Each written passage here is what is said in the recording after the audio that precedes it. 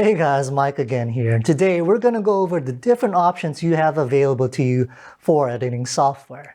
Hopefully this video will help you choose which one is right for your needs.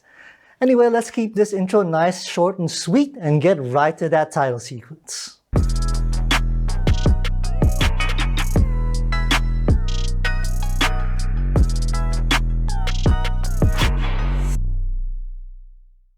Editing software is often referred to as non-linear editors, or NLEs.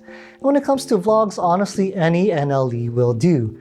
It really all depends on your operating system, your budget, and how complex your videos are, particularly in terms of motion graphics. And with that context out of the way, let's just get right to the breakdown of the three main NLEs that videographers use. So first up is Adobe Premiere Pro, which can be used on both Windows machines and Macs. It became the industry standard, well, at least here in the San Francisco Bay Area, after the release of Final Cut Pro 10 back in 2011. So what's to like about Premiere Pro?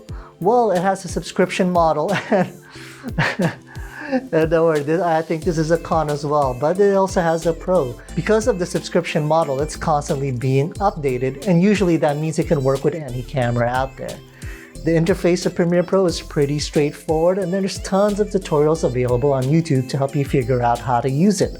There's also tons of motion graphic templates available for Premiere Pro. Now, because of the constant updates that it gets, it can work with a lot of different video formats natively. And this was a game changer when they made it so that you can work with MP4s. Before, you used to have to go through an extra process of taking your MP4 footage, which is what most cameras would put out, and turning that into a different codec like ProRes 422. But with an update by Premiere Pro a few years ago, you no longer have to do this. You can now work directly with MP4, which saves so much time and storage space on your hard drives. And the last good thing I like about Premiere Pro is that it has a pretty straightforward project saving and storing method. So what's not to like about Premiere Pro? Well, it goes back to that subscription model. It's a double-edged sword. Sure, you get the constant updates, but you're essentially just renting your editing software. You don't own it.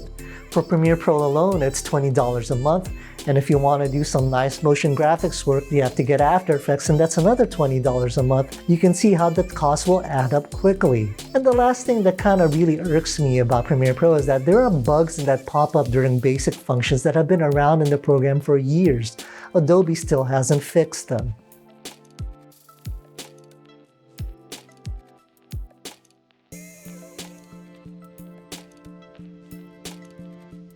Next up is Final Cut Pro 10, also referred to as FCPX, which is usable on the Mac.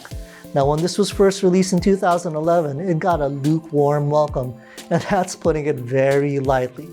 The main complaint people had about FCPX is that it was too much like iMovie, where its predecessor, Final Cut Pro 7, was a legitimate professional editing software. In fact, it was even the industry standard for many years. But a lot has changed from 2011 to now. Apple heard the complaints and made a lot of upgrades, and now people love using FCPX, making it a really good option if you have a Mac.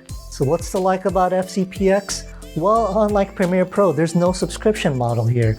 It's just a one-time purchase of $300. Now, considering that you're going to be using the program for a lot of years, this is a great deal. And like with all other Apple products, the UI and UX is very user-friendly. And another cool thing that it does is that it renders your footage in the background while you work, making the editing process very smooth. There's no lagging at all while you edit. There's also lots of tutorials available on YouTube helping you learn how to use the program, and there's lots of motion graphics templates available for purchase. And like with Premiere Pro, it also has a very straightforward project saving and storing method. And another cool perk with FCPX is that you can pair it with Motion, which is Apple's version of After Effects for creating nice motion graphics, for just $50. And no, that's not a subscription, that's a one-time purchase, making it a very affordable killer combo. So what's not to like about FCPX? Well, you can only use it on Mac. You can't use it if you have a Windows machine. And there's that magnetic timeline. Now, what the magnetic timeline is, it gets rid of any gaps you have in between shots automatically. And sometimes when you're editing or working on something, you don't really want that to happen. You want that gap there for a reason, for timing purposes. And I'm not sure if this is still the case, but before, when I was using it, when it first came out, there used to be no dedicated audio tracks. But maybe that's different now. If it is, let me know down in the comments below. I'd love to find out.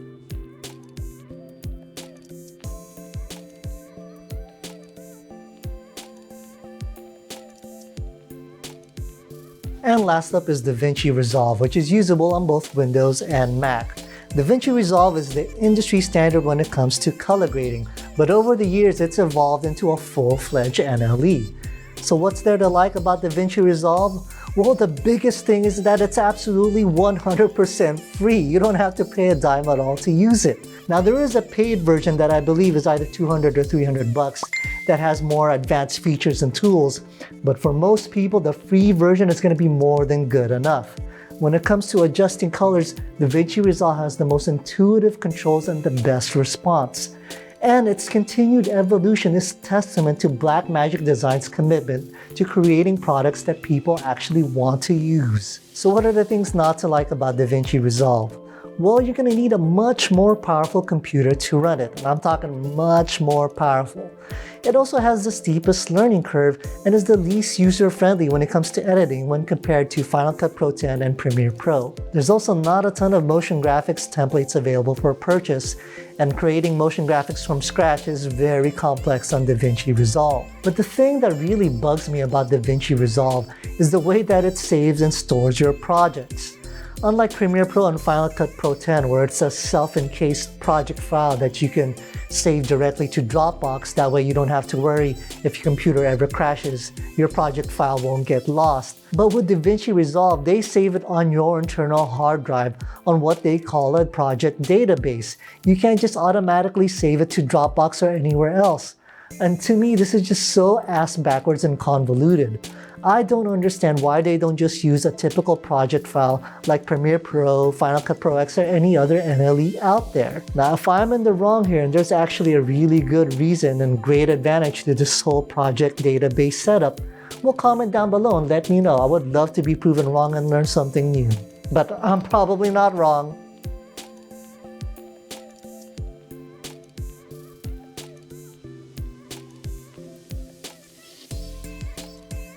So there you have it. And just remember, any of these will actually do. Where there's a will, there's a way. It all really comes down to your budget, which OS you're working on, and how heavily you want to include motion graphics in your videos. We're almost at the finish line here of this videography basics equipment checklist. Man, I ran out of breath just saying that. Anyway, in the next and final video, we're going to go over the final piece of gear that you need to get you set up for making videos, and that's your computer. Now, of course, we can't end the video without me whoring myself out, asking for those likes, subscriptions, and comments below, and don't forget to turn on those notifications too. Okay, we'll see you next time.